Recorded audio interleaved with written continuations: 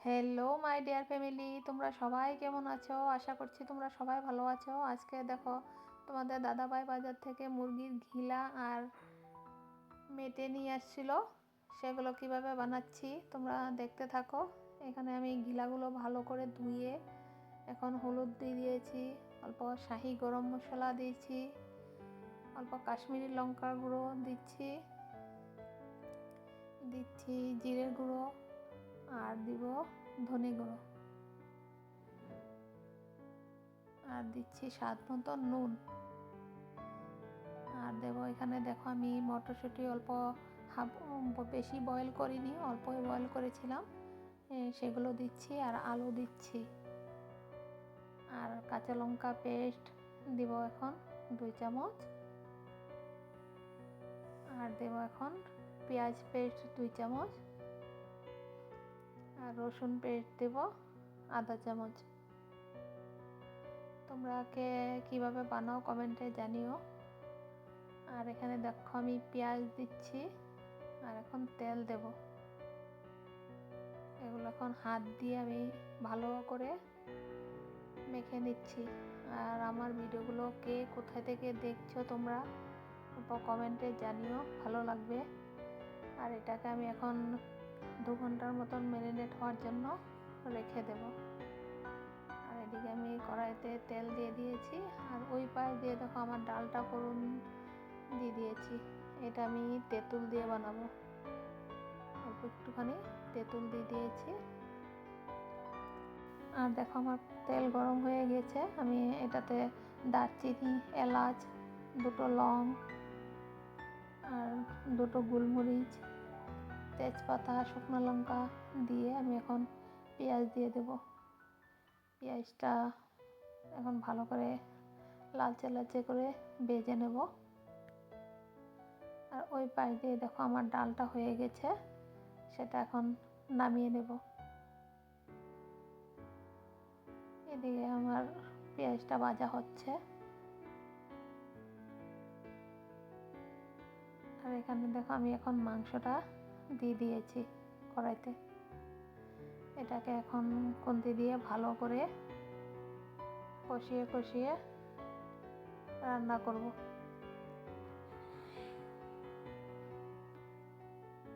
এখন এটাতে অল্প আমি গোলমরিচের গুঁড়ো করে রেখেছিলাম ঘরে, সেটা আমি দিয়ে দিয়েছি অল্প। এখন এটাকে আমি ভালো করে ঢেকে দেব। আর এদিকে দেখো তোমাদের দাদাভাই আবার কি এনেছে, বক ফুল। এই ফুলগুলো কালকে এনেছিল আমাদের, আমি বানাইনি, আজকে বানাবো।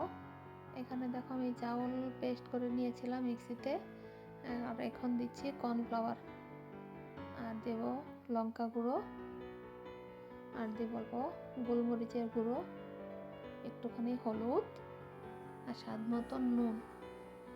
এটাগুলো দিয়ে অল্প করে জল দিয়ে এটাকে আমি ভালো করে মেখে নেব।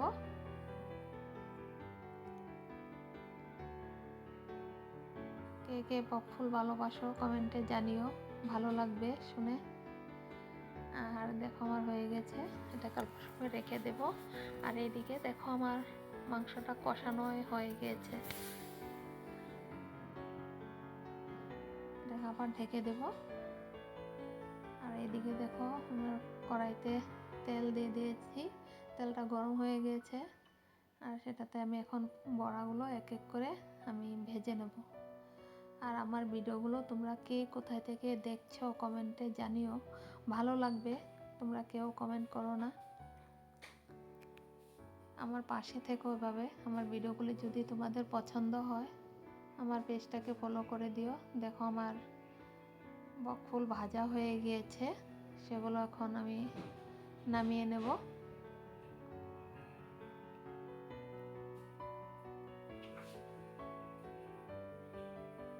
হয়ে গেছে দেখো। আর এদিকে দেখো আমার মাংসটা থেকে তেল ছেড়ে দিয়েছে, আমি এটাতে অল্প জল ইউজ করিনি, জল দিলে ভালো লাগে না এটা খেতে। তোমরা এইভাবে বানিয়ে খাও, দেখবে ভীষণ টেস্ট হয় খেতে।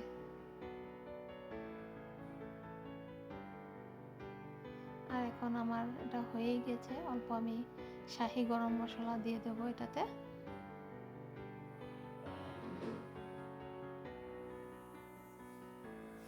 এখন ভালো করে নেড়ে চেড়ে নামিয়ে নেব।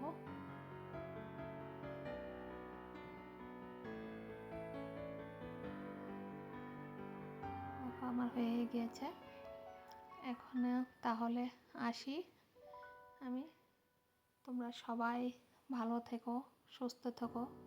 আর আমার ভিডিওগুলো যদি পছন্দ হয় লাইক, কমেন্ট অ্যান্ড শেয়ার করে দিও।